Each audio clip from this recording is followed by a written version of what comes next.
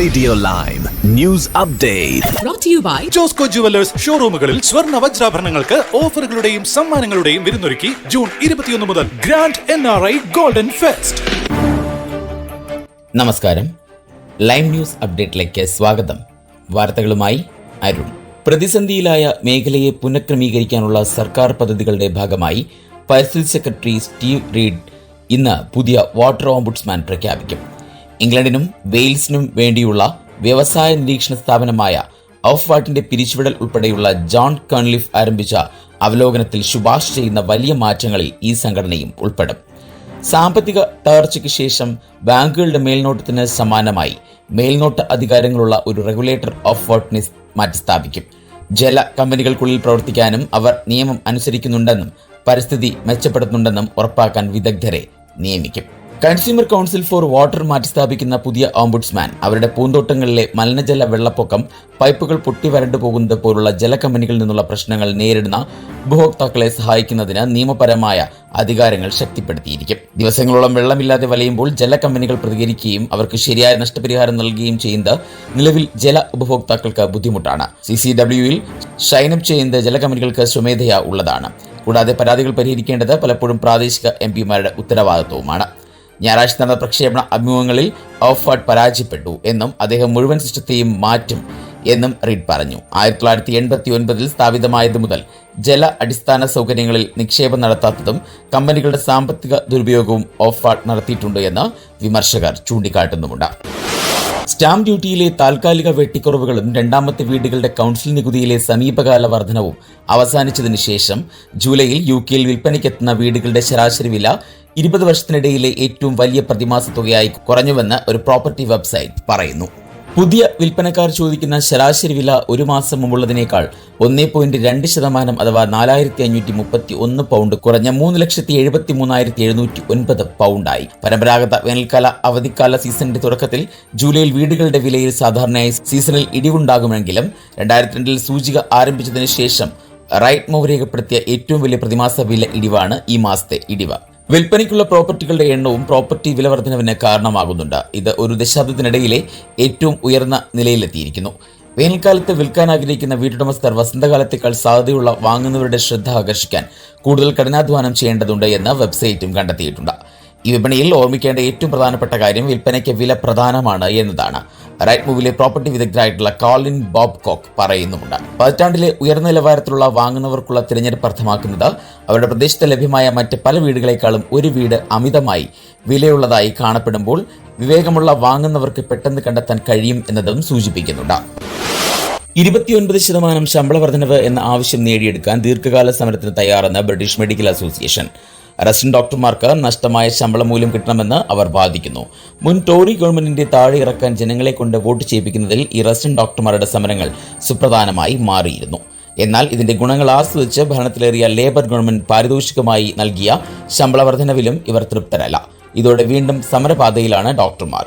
ശമ്പള വർധന 5.4% കൂടുതൽ നൽകാനില്ലെന്ന് ഹെൽത്ത് സെക്രട്ടറി ആവർത്തിക്കുന്നുമുണ്ട്. എങ്കിൽ മോഹിച്ച വർധന കിട്ടുന്നതുവരെ സമരമെന്ന നിലപാടിലാണ് ഇവർ പുറത്തിറങ്ങുന്നത്. വമ്പൻ വർധന ലഭിക്കുന്നതുവരെ പോരാടാൻ 1 മില്യൺ പൗണ്ടിന്റെ യുദ്ധ ഫണ്ടാണ് കെട്ടിപ്പടുത്തിരിക്കുന്നതെന്ന് ഡോക്ടർമാർ വ്യക്തമാക്കി. ദീർഘകാല പോരാട്ടത്തിന് തങ്ങൾ തയ്യാറാണെന്ന് ബ്രിട്ടീഷ് മെഡിക്കൽ അസോസിയേഷൻ മുന്നറിയിപ്പ് നൽകുന്നു.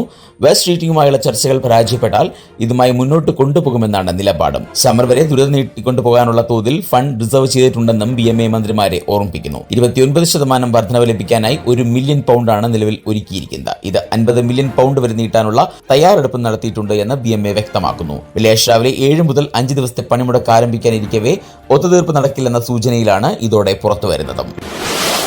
ഇനി നാട്ടിലെ വാർത്തകൾ. മലയാളികൾക്ക് അല്ലലില്ലാതെ ഓണം ആഘോഷിക്കാൻ സർക്കാരിന്റെ കരുതൽ എന്ന മട്ടിലാണ് വീണ്ടും സൗജന്യ ഓണക്കിറ്റ് എന്ന ആശയം കൊണ്ടുവരുന്നത്. 6 ലക്ഷം കുടുംബങ്ങൾക്ക് കിറ്റ് ലഭ്യമാകുമെന്നാണ് കണക്കുകൾ. സംസ്ഥാനം കേന്ദ്രത്തോട് ആവശ്യപ്പെട്ട അരിവിഹിതം കിട്ടാത്ത സാഹചര്യത്തിൽ കേരളം സ്വന്തം നിലയ്ക്കാണ് അരി വില കുറച്ച് നൽകുന്നത്. എന്നാൽ കടുത്ത സാമ്പത്തിക പിരിമുറുക്കത്തിലൂടെ കടന്നു പോകുമ്പോഴും വയനാട് പുനരധിവാസം തുലാസിൽ നിൽക്കുമ്പോഴും സ്വീകരിക്കുന്ന ഈ ഉദാര സമീപനം പലവിധ ചർച്ചകൾക്ക് വഴിയൊരുക്കുമെന്നുറപ്പാണ്.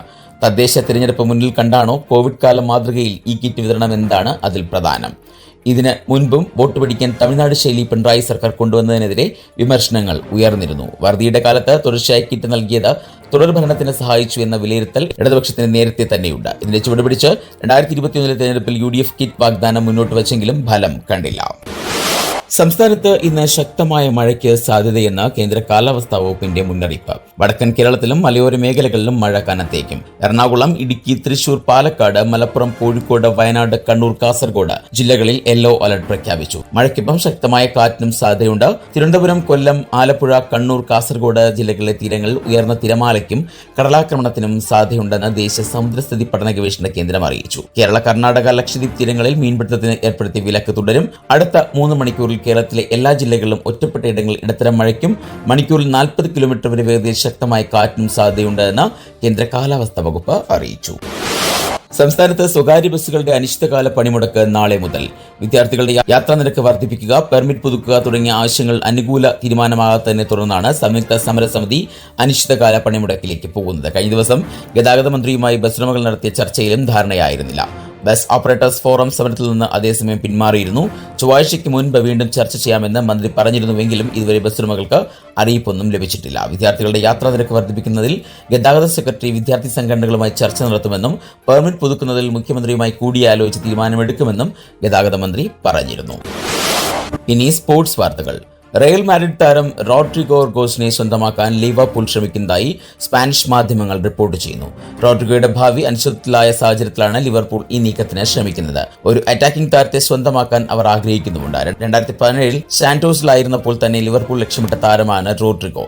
അന്നത്തെ പരിശീലകൻ യർഗൻ ക്ലോപ്പ് തന്റെ ആദ്യത്തെ പ്രധാന ഷൈനിങ് ആയി റോഡ്രിഗോയെ കൊണ്ടുവരാൻ ശ്രമിച്ചെങ്കിലും ആ കൈമാറ്റം നടന്നില്ല. ഒടുവിൽ 2018 40 ലക്ഷം മുടക്കി റയൽ മാഡ്രിഡ് ഈ യുവതാരത്തെ സ്വന്തമാക്കി. ഇപ്പോൾ റോഡ്രിഗോയുടെ റോളിൽ അനിശ്ചിതത്വങ്ങൾ നിലനിൽക്കുന്ന സാഹചര്യത്തിൽ ആഴ്സണൽ, PSG, സൗദി ക്ലബ്ബുകളും താരത്തിനായി ശ്രമിക്കുന്നുണ്ട്. ഇനി ഇന്നത്തെ പൗണ്ട് വിനിമയ നിരക്ക് 115.83 ഇന്ത്യൻ രൂപയാണ് ഇന്നത്തെ പൗണ്ട് വിനിമയ നിരക്ക്. ഇതോടെ ഇന്നത്തെ വാർത്താ ബുള്ളറ്റിൻ പൂർണ്ണമാകുന്നു.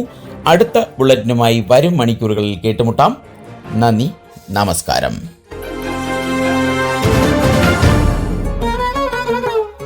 കൂടുതൽ വാർത്തകൾക്കും വിശേഷങ്ങൾക്കുമായി റേഡിയോ ലൈം ആപ്പ് ഡൗൺലോഡ് ചെയ്യൂ. പ്ലേ സ്റ്റോറിൽ നിന്നും ആപ്പ് സ്റ്റോറിൽ നിന്നും. Radio Lime.